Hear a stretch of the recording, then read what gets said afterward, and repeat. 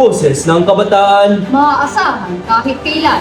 arangkada sa balitaan. Ito ang VENUS, Tagapagbalita ng Bayan. Magandang araw, Rayans. Ako po si Chelsea Capuso. At ako si Prince Ramos, ang inyong tagapagbalita. Sa ulo ng mga balita. Karapatang pantao, natatamasa ng bayan. Updated ka? Updated ako. Heart Evangelista Mix Living Mo. Sporticast. Nag-uwi na naman ng medalya ang Pilipinas. Karapatang pantao, natatamasa ang laban ng bayan. Marami sa mga kababayan natin dito sa Santa Rosa ang hindi nakakatanggap na sapat na pangangailangan o karapatan na dapat nilang natatamasa. Isa na dito ang 60 anyos sa Sinanay Josie. Alamin ang kanyang opinyon patungkol dito. Virgilin Ninsagan, ibalita mo! Ang karapatan ng mga matatanda ay sapat nga ba o naaabuso?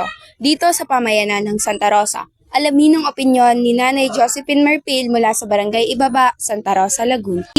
Ito po si Virgilin Dinsagan, nagbabalita mula sa VENUS. Nabibigyan pa po ba kayo ng patas po na pagtrato sa lipunan?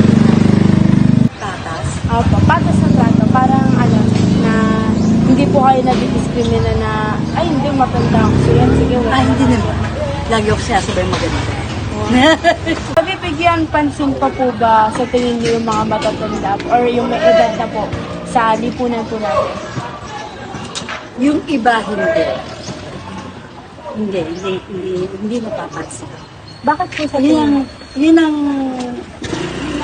aking kasi dapat talaga ang mga matatanda, kahit saan mo natin ito, dapat binibigyan nila ng respeto at saka pagkakataon. Diba? Tsaka dapat tinutulungan nila.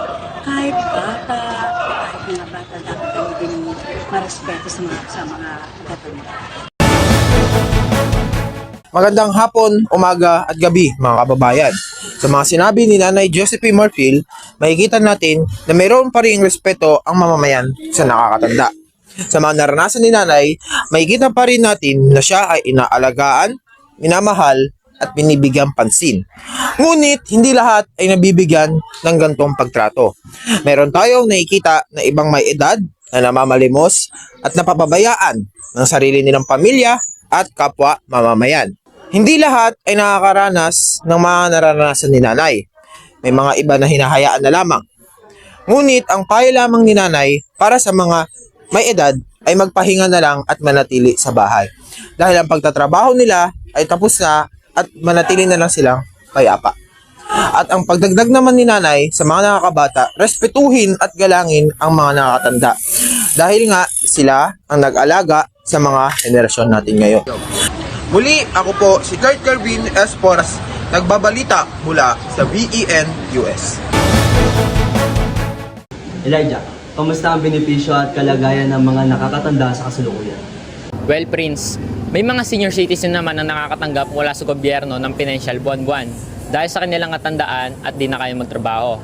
Habang ang iilan ay hindi nakakatanggap mula sa gobyerno dahil malayo ang kanilang tinitirhan o sila'y nakatira sa bundok.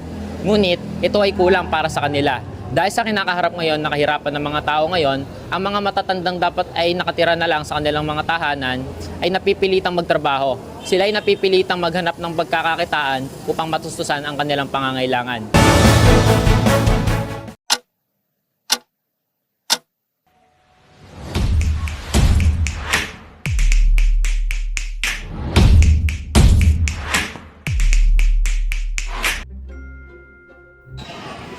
Brilliance, of course, approachable lahat ng faculty and staff.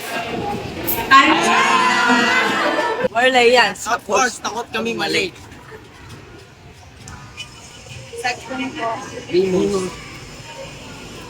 Brilliant! Of course, mga kaming med students sa PINA.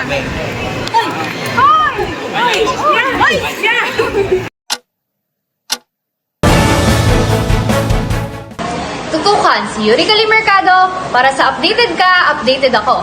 Patungkol lumano sa pagkikita ng isang aktres at ng Korean idol sa isang event at pagdalo ng isang Korean dancer sa Pinas. Natuwa ang nasabing aktres na si Heart Evangelista nang makita niya ang kanyang idolo na si Lee Min Ho sa isang event sa Thailand. Aniya, masaya siyang makita ito at kinaabang-abangan ang interaksyon ng dalawang ito. Muli, ako si Yurika Mercado na nagbabalita mula sa VNUS. Balik sa'yo, Chelsea. Maraming salamat, Yurika, para sa mainit-init na balita. At para sa Sporticast, ating tutukan si Gian Denisay para sa kanyang ulat. Gian? Pinamunuan ng swimmer na si James Ray Michelle Ahido ang boys 100 meters butterfly event matapos makapagdala ng 55.8 seconds. Masalukuyang ang Pilipinas ay may 4 na medalya dahil sa tournament na ito. Si Heather White ay nakapagkamit ng bronze 200 meter butterfly event. Kasama si Micaela Moda ay nakapagkamit ng bronze 200 meters butterfly event. Muli, ako si Gian Basarandalisa ay nagbabalita mula sa VNUS. Balik sa'yo, Prince. Maraming salamat, Gian. At ayan ang mga balita na ating nakalap sa araw na ito. Muli, ako si Prince Ramos. At ako, si Chelsea Capuso, nag-uula. Boses ng kabataan, Maaasahan kahit kailan. arangkada sa balitaan. Ito ang VNUS, Tagapagbalita ng Bayan.